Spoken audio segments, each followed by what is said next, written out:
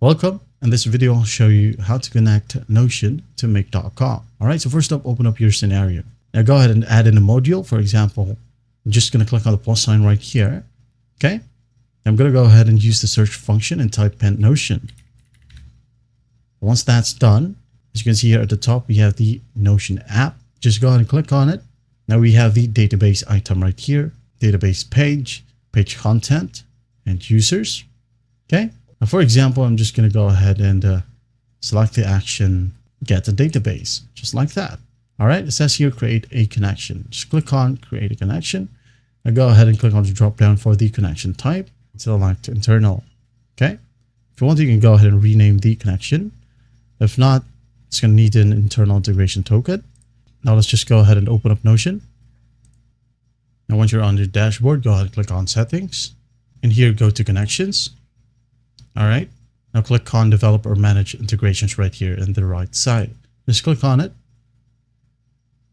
And go ahead and click on new integration with a plus sign.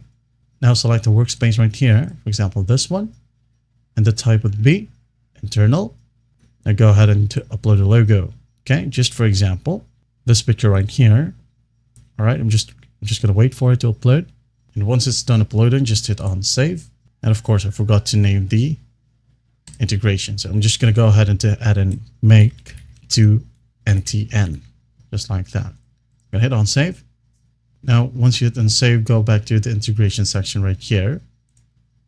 All right, the left panel. And as you can see here, just click on the recently created integration and go ahead and click on edit settings.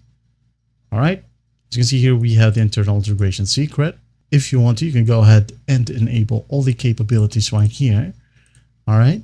And once done, just hit on save. But for now, let's just go ahead and copy the integration secret. All right, hit on show and hit on copy token. Go ahead and hit on save. Now go back to make.com, paste that in here, hit on save. It's done.